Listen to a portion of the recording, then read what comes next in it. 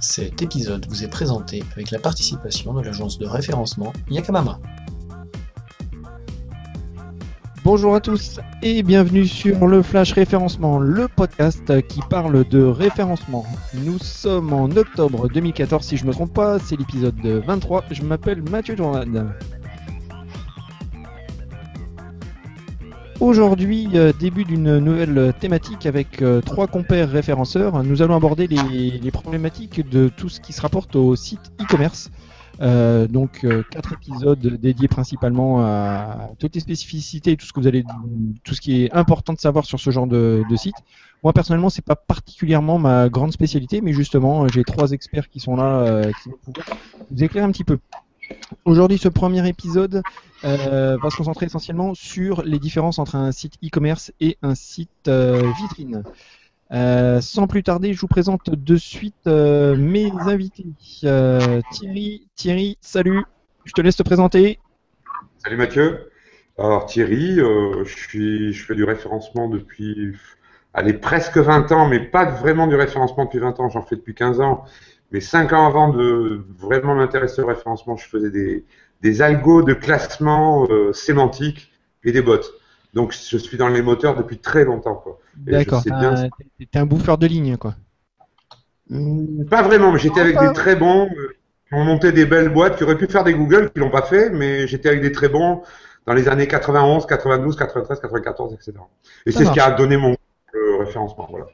T'es plus connu sous le nom de Respiland, qui est mon alias Twitter. Oh. Voilà, ouais. Ok, ça marche. Merci d'être avec nous. Notre deuxième invité, Mickaël. Bonsoir, Mickaël. Salut. Je te laisse te présenter. Ouais. Alors, moi, c'est Mickaël. Donc, je fais du référencement depuis maintenant 5 ans. J'ai commencé d'abord en fait en tant que chef de projet web. Ouais. Et donc, comme tout projet web, il y a eu des problématiques de référencement. Et comme ma boîte était plus spécialisée dans le social media, je me suis occupé, moi, du référencement. Donc, c'est comme ça que j'ai commencé à apprendre le référencement plutôt en autodidacte. J'ai suivi quelques formations. Et ensuite, ça m'a pas vraiment passionné. Donc, du coup, je suis devenu freelance après, on va dire, 2 ans après, pendant à peu près 2 ans et demi. Et là, en ce moment, je suis salarié dans une boîte qui gère plusieurs sites e-commerce. D'accord. Donc, je gère toute la partie référencement de la boîte et à côté, en fait, je continue à être freelance, mais plus en consultant, en fait. Donc là, ce soit sur des sites e-commerce ou sites vitrines. Voilà. D'accord, ok. Bon, bah écoute, merci en tout cas de te joindre à nous. Notre troisième invité, Anthony. Anthony, salut. Qui es-tu ? Bah alors, Anthony, donc connu sous le nom de, enfin connu ou pas encore connu sous le nom de Gianluca Neuf. Ouais. Je suis référenceur en agence depuis 3 ans. Ouais. Donc ça fait 3 ans que je fais du référencement. J'ai connu 4 agences et je suis bientôt expatrié au Canada dans 3 semaines. Et c'est bon aussi... ça, c'est bon ça. Ouais, c'est très très bon, ouais.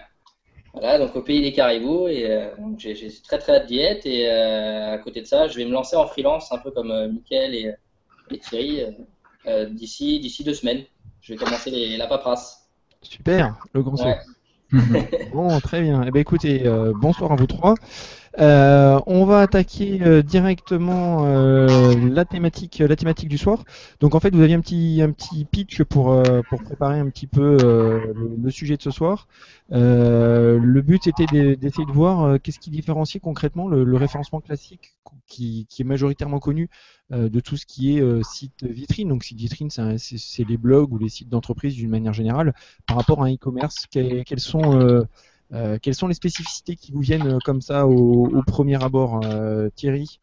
Écoute, entre un site que moi j'appelle plaquette, c'est-à-dire le site du plombier à Bordeaux, du restaurant, de l'hôtel, du gîte rural, du camping, qui a vraiment un site de 5 à 50 pages, peu importe, mais ils vendent pas vraiment de produits. Tout cherche à les amener qu'on les trouve sur la requête, qui soit le mieux placé possible. Et le but, c'est d'aller chercher le téléphone ou de remplir le formulaire et d'en rentrer en contact avec les gens.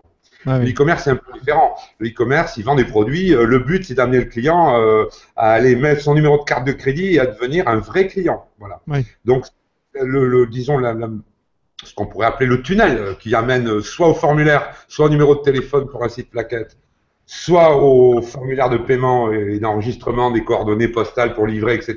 Dans l'e-commerce, c'est pas du tout le même. Ça n'a rien à voir. Donc, on est vraiment dans une gamme de sites aussi différents, si on devait faire une comparaison avec la vie normale, entre une 2 chevaux et un énorme semi-remorque américain. C'est pas la même chose, quoi. Vraiment, c'est À conduire les yeux à moitié bandés.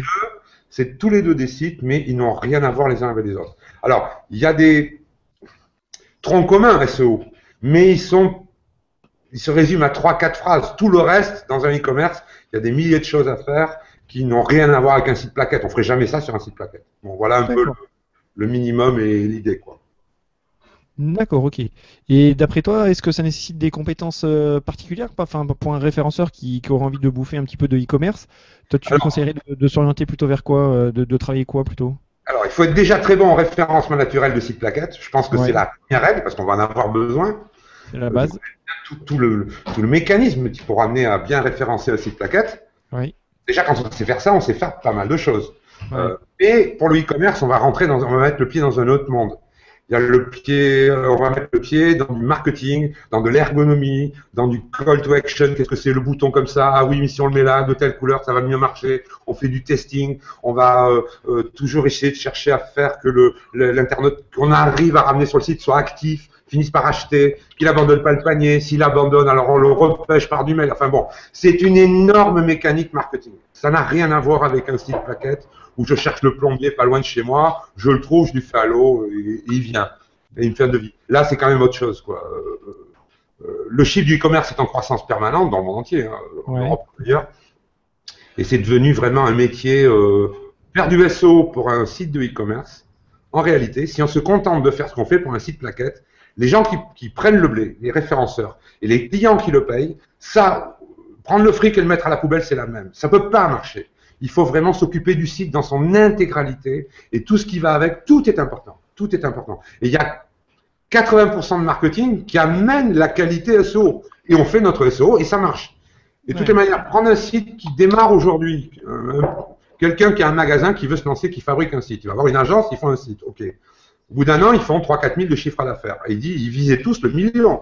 Parce que tout le monde rêve d'avoir une affaire qui marche. Et bien pour arriver au million, c'est faisable. C'est faisable. Pour n'importe quelle niche, même en face des pure players, des gros, des Amazon et tout. Mais il faut travailler au minimum 2 ans et mettre de vrais gros budgets dessus. Pas forcément des budgets fantastiques. On s'adapte aux clients, mais il faut mettre de l'argent sur la table parce que c'est pluridisciplinaire, c'est multi-compétences. Il y a des codeurs, il y a des marketeurs, il y a des community managers. Enfin, je t'en passe, c'est des meilleurs. Ouais. C'est vraiment pluridisciplinaire et ça ne se peut se faire qu'au long cours parce qu'il y a tellement d'actions à faire qu'on ne peut pas les réunir en un mois ou 2 ou 3, ni même en un an. En un an, on en a fait un gros bout. On est mieux, mais on n'est pas encore bien. Je tiens juste à préciser à tout le monde que Thierry m'a prévenu qu'il était très bavard et qu'il ne fallait pas que j'hésite à le couper. Alors Thierry, je te coupe. Bon, voilà, j'ai posé le décor, quoi. J'ai posé le décor. Premier joker. Mickaël, est-ce que tu as le même sentiment, un besoin de polyvalence et d'aller beaucoup plus loin que par rapport à du site vitrine?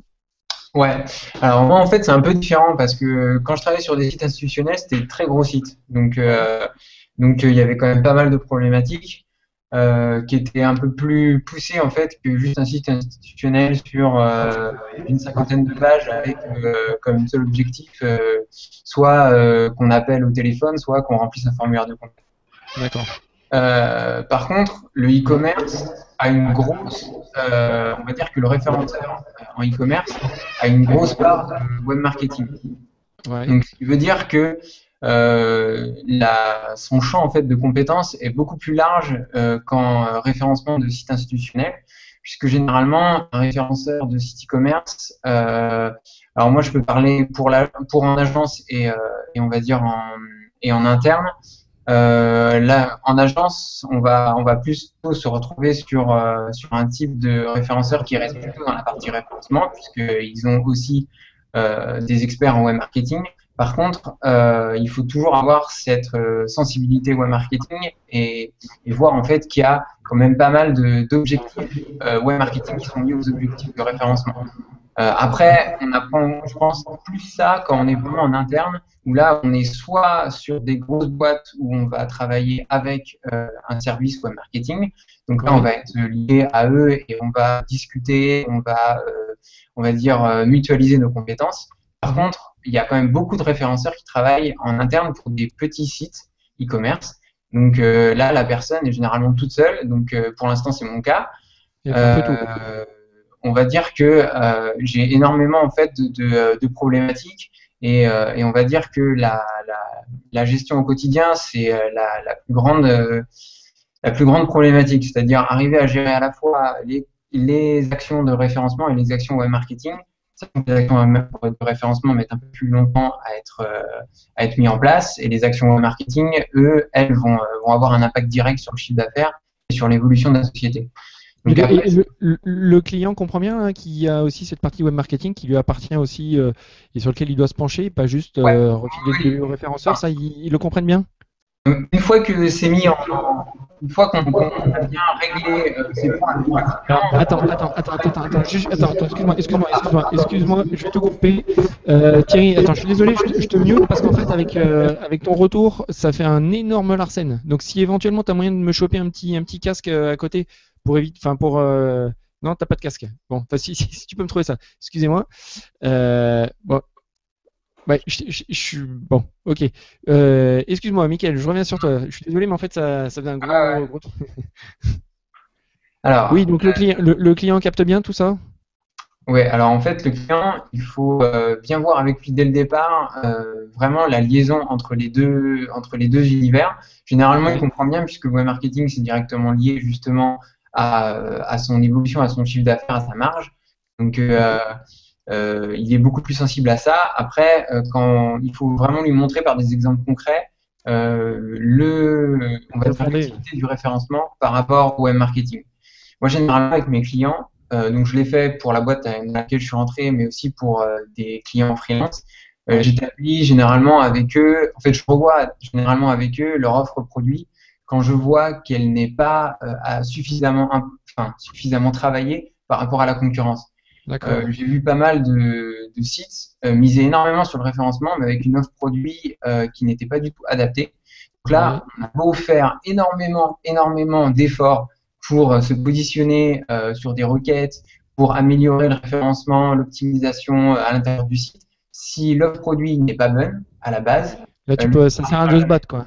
Voilà, c'est obligatoire. Il faut avoir une offre produit d'abord qui soit bonne. Et ensuite, après, on met en place les objectifs. Donc là, on a les objectifs marketing, qui peut être le taux de transformation, le panier moyen, le chiffre d'affaires, la baisse de l'acquisition client, etc. Et les objectifs en référencement, qui vont être l'évolution des visites et visiteurs qui proviennent du référencement et leur impact sur le panier moyen, sur le taux de transformation. On peut aussi avoir du taux de rebond par page de destination, le nombre de pages par visite permettant de qualifier les visiteurs d'un site, etc., etc. Donc, on aura, on va dire, un tableau de bord qui va récapituler à la fois les objectifs web marketing, les objectifs de référencement. Certains sont mutualisés et grâce à ça, au jour le jour, on va pouvoir voir l'évolution et l'impact de l'un par rapport à l'autre. D'accord.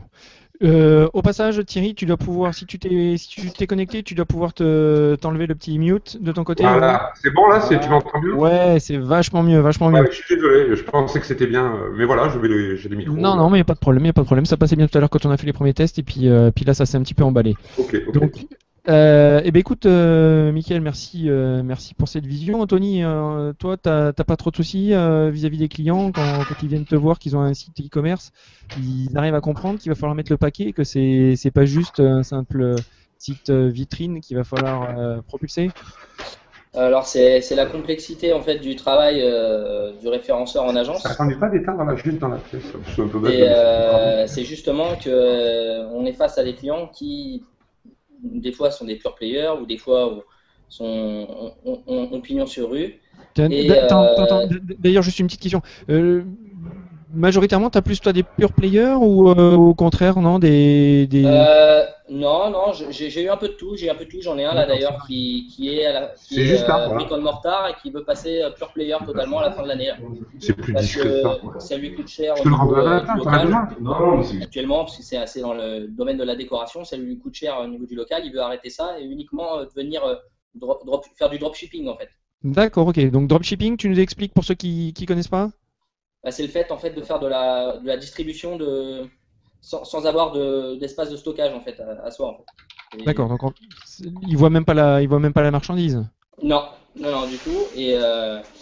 Et du coup, effectivement, ça coûte moins cher. Alors, du coup, on a ces clients-là qui baissent du coup leur coût, leur investissement, etc. Et qui pensent qu'en fait, en arrivant sur le web, ça va coûter beaucoup moins cher et qui vont pouvoir finalement avoir le même rendu que s'ils avaient un magasin physique. Donc, c'est un Ouais. peu là la difficulté, c'est d'expliquer aux clients que ça prend du temps et que finalement, c'est aussi compliqué que dans le marketing traditionnel, quoi, de Ouais. se référencer sur le web.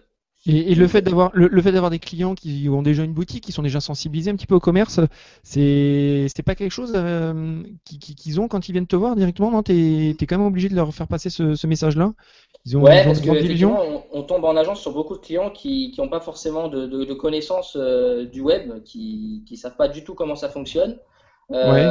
J'ai même parfois l'impression que les clients pensent qu'on active juste des leviers Quand t'appuies sur un comme au bouton, quoi. théâtre, quoi. Ouais, ça, on appuie sur un Ouais. bouton et c'est pas. Et le lendemain, on est sur Google en première page, quoi. Donc, Ouais. non, non, c'est leur expliquer qu'il y a une histoire de concurrence derrière sur leur thématique, sur leur secteur d'activité.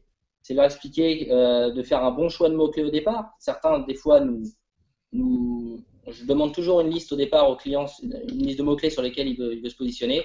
Et parfois, dans ce qu'on me donne, j'ai pas un seul mot-clé qui est viable, qui correspond finalement à l'activité du client, qui est précis, qui est ciblé. Et donc, il y a tout un travail d'accompagnement derrière à faire pour finalement viser la bonne cible, quoi.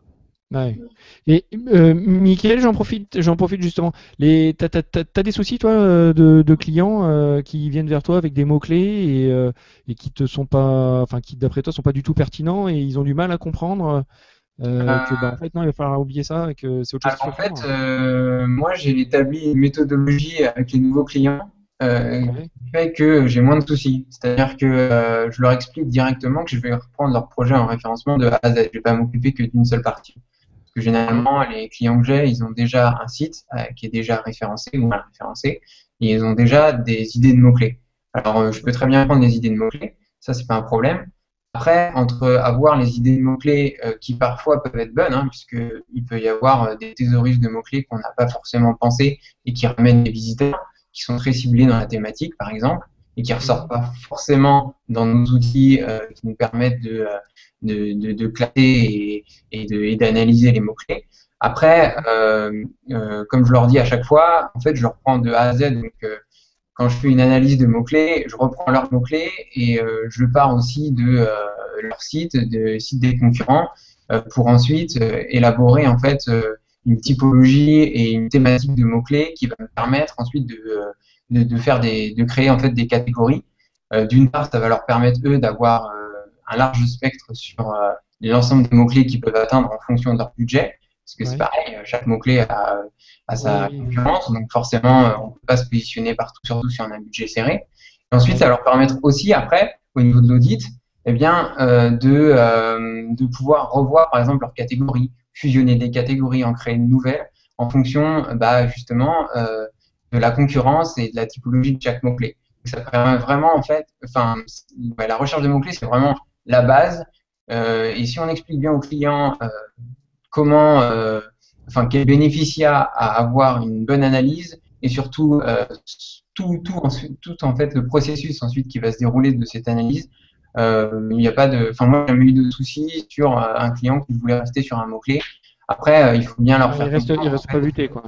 voilà, il faut leur faire comprendre qu'on sait ce qu'on fait, qu'on est les experts et après les accompagner au fur et à mesure, leur expliquer vraiment et normalement il y a pas de souci. D'accord.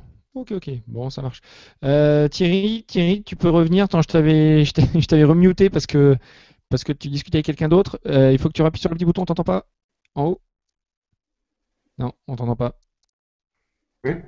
Là, tu Ouais, m'entends? ça y est. Voilà. Excuse-moi. Ouais, donc des points à surveiller en particulier au démarrage du projet, en plus des mots-clés, d'après toi? Pour un site e-commerce, pour du SEO, pour du e-commerce, hein, spécifiquement. Les mots-clés, alors voilà, moi j'apporte ça de deux ou trois façons différentes. Il y a ce qu'on pourrait appeler les mots-clés cœur de métier. C'est-à-dire un site qui vend, je sais pas, moi, du café, de la confiture, enfin, il y a des milliers de sites de e-commerce, des montres, d'autres vendent des parapluies, enfin bon, des e-commerce, j'en vois de tout type. Alors, je parle pas des places de marché où là, il y a des milliers de mots, on parle pas de ça. On va parler d'une niche, d'accord? Très souvent, les sites ont des niches, bon, la plupart du temps. Ça correspond à l'activité d'une PME, d'un magasin réel, physique, etc. Donc, ces mots-clés, on va dire cœur de métier, tout se passe sur la page d'accueil. Bon, donc là, il faut être très bon sur la page d'accueil. C'est là qu'on va choper les mots-clés essentiels. Et vraiment, on peut, si on est bon, enfin si on est bon, si on fait bien les choses, on peut vraiment aller lutter sur ces mots-clés très concurrentiels avec les pure players. Enfin, moi, j'y arrive. Il n'y a pas de raison que d'autres n'y arrivent pas. Mais bon, il faut beaucoup bosser. Hein, ça se fait pas en 15 jours. Hein. Bon. Ouais. Première chose. Après, il y a les mots-clés catégorie ou produit. Alors là, c'est pas la même musique, c'est un peu autre chose. Moi, je l'aborde différemment, quoi. On va avoir des mots-clés plus dilués, plus, je sais pas, un gars qui vend des chaussures, par exemple, qui va te parler aussi de pantoufles, de babouches, enfin, bon, que sais-je. Alors, on va avoir des catégories, d'accord? Donc, les catégories, on est déjà dans des pages de rang 2, voire de rang 3, tout dépend comment c'est conçu. C'est faisable, mais faut linker bien, faut être propre, faut beaucoup de sémantique, faut un blog, faut les réseaux sociaux, faut tout ça. Bon, ça peut marcher. Et après, il y a les produits. Alors, les produits, c'est la grosse galère. Pourquoi? Parce que 9 fois sur 10, quand un e-commerce arrive, il a copié-collé la fiche constructeur que tout le monde a fait, il fait du dust, voilà, il fait du dust chez Google Shopping, enfin, ils font copier-coller, copier-coller, copier-coller. Bon. Donc, on est dans une permanente lutte au duplicate content.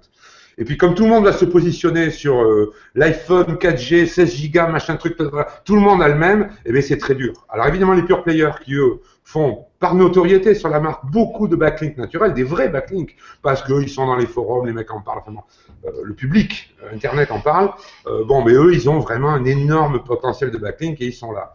Donc, comment faire avec un petit site, arriver à remonter? Ben, faut être besogneux, faut être patient, d'où du SEO sur plusieurs mois, voire plusieurs années. Pas 15 ans, mais 1 an ou 2.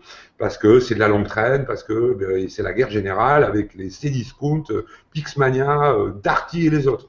Quand on est sur des produits concurrentiels de place de marché. Voilà. D'accord. Alors, je vous propose d'arrêter là parce qu'effectivement, on sent que derrière, sur toute l'analyse de mots-clés, il y a beaucoup de choses à faire. Effectivement, ces différences de rang sur les différents niveaux de mots-clés à traiter et le maillage, on perçoit qu'effectivement, pour un site de e-commerce, ça a quelque chose de vraiment intéressant.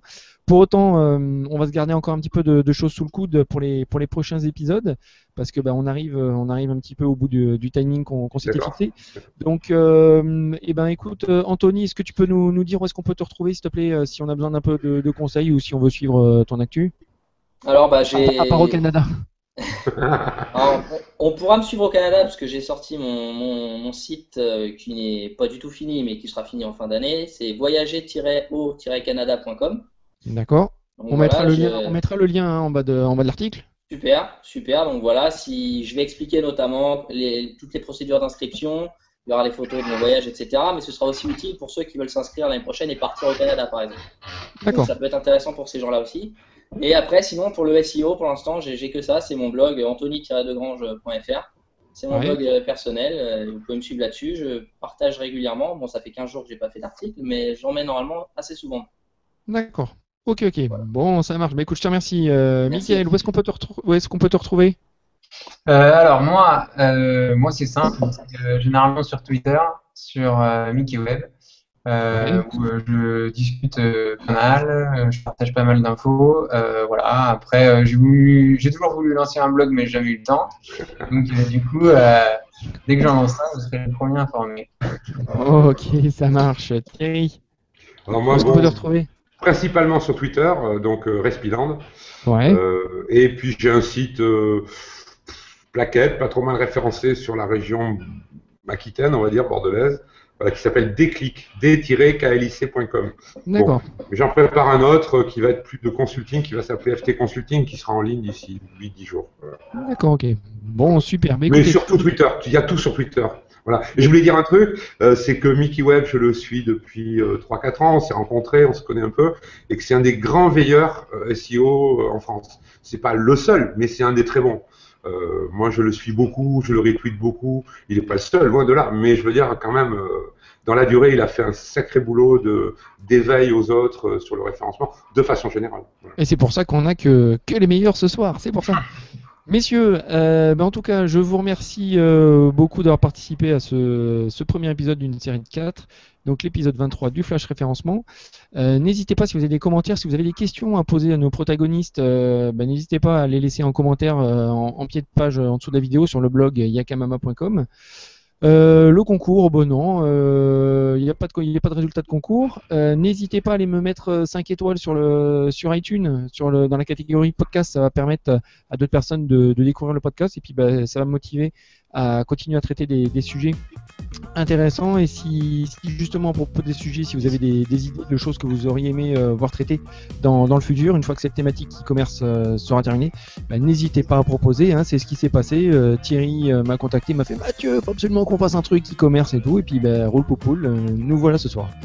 Voilà, écoutez, en tout cas, je vous dis merci à tous les trois d'être venus ce soir, et puis je vous dis à tous les auditeurs, merci beaucoup, et puis ciao, à bientôt, salut. Ciao. Ciao, ciao.